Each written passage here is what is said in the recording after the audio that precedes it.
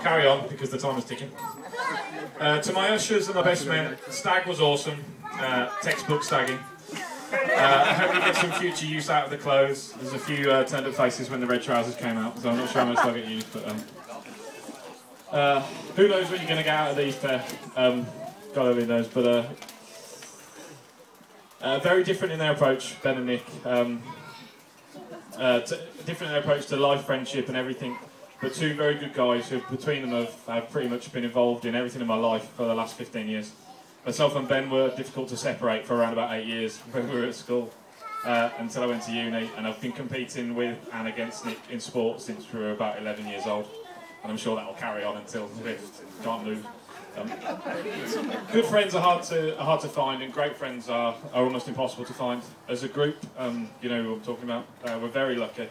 I've known a few of them since I was about 6 when our brothers played sport, and the rest I've known at school and made acquaintances through other people after school's finished.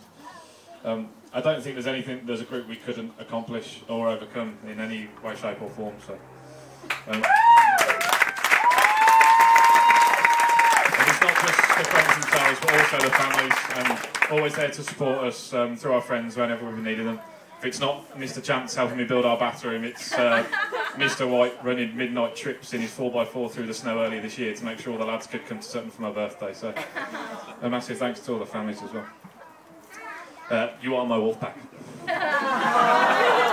The final two ushers, Paul, Amy's brother, who couldn't have been more welcoming when I was introduced to the family.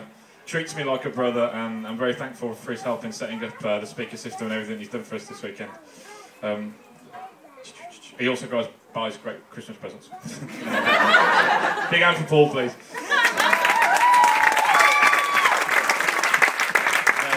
So the last usher, my brother, whose girlfriend Lou and daughter Lacey have been here for the weekend. He'll be turning up at 8 o'clock today. He couldn't be here for the first part. Growing up, my brother was a role model and a hero. Still holds both those positions today. Never steered me wrong, always supported me, and no doubt I'll make up for lost time when he arrives quickly. You can all say hello to him when he does it. I must also thank my parents who have made me the person I am today. You gave me and Jim a great childhood and every possibility in life we could ever want. Always 100% supported, but at the same time would steer us in the right direction when we were in the wrong. It wasn't supposed to be funny. Well, Jake was going to try simple. You've all been very supportive in my relationship with Amy and really made her part of the family, and that extends to my cousins as well, who are all here today. So thank you very much. Mum, Dad, Danny and Wendy, thank you so much for everything.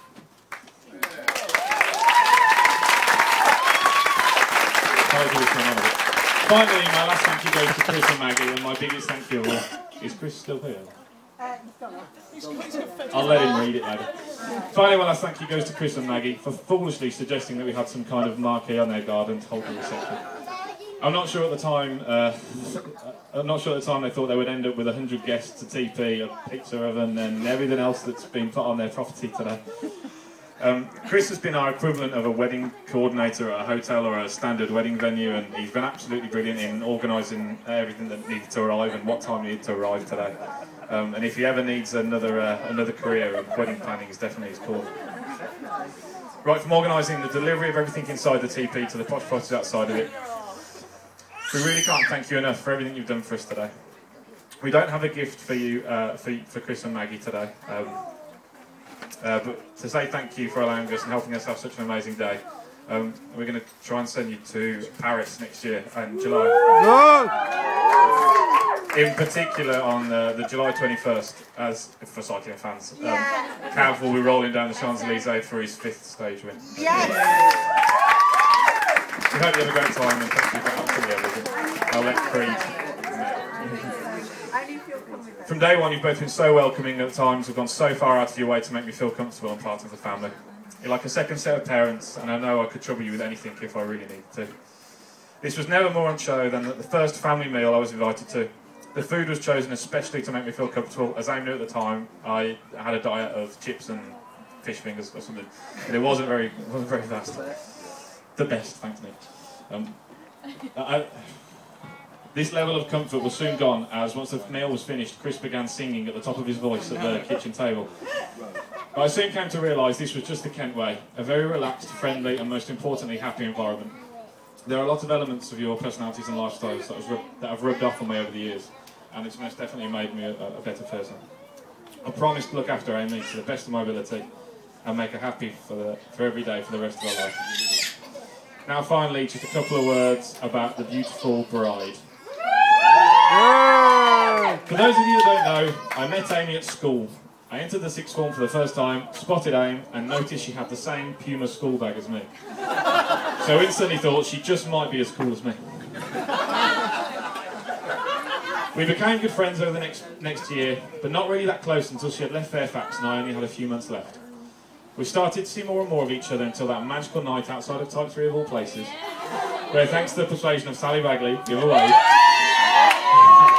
Ames ran out of the club, movie style, and kissed me for the first time. From then on, we were incapable of spending our free time with anyone else but each other. With me being in London or Nottingham for the first few years, they were not easy, but we made a huge effort to see each other, as it was obvious what we had was way too good to give into the distance.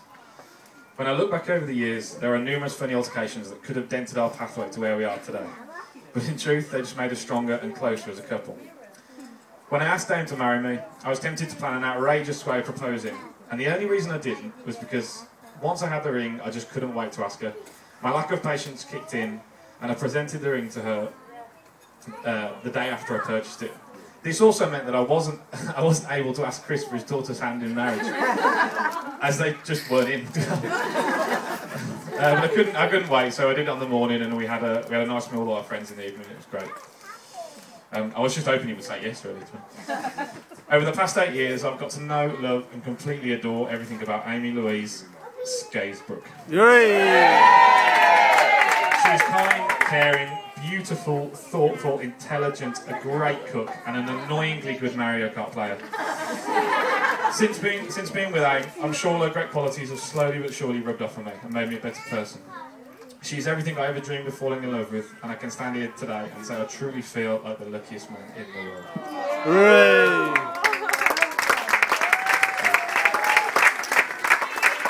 But there is a wicked, annoyingly sarcastic, brutally honest side to Aim that everyone knows about and comes out at least once a day.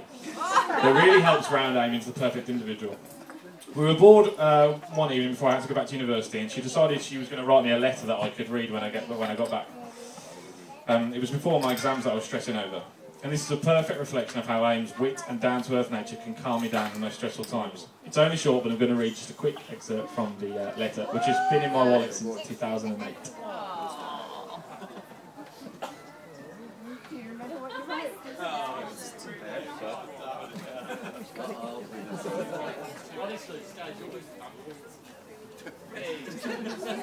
Got it.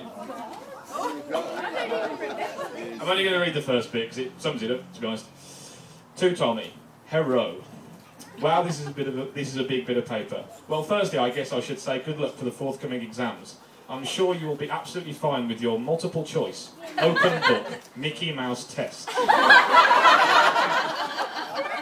If not, just tell the lecturers you were head boy. That normally works. And so I digress, and it goes on and on and on. She wasn't far wrong with her predictions as well. Later on in the letter, she went to say, I can't wait for us to move into a house, get 2 cats. We ended up with 3. And a dog, even though one of them's called the dog. So Ames, you're absolutely the best. And if you would all stand again for one final toast, and this toast is to the bride. To the bride. That's me done. Woo! Thanks everybody. Oh dear, the best man.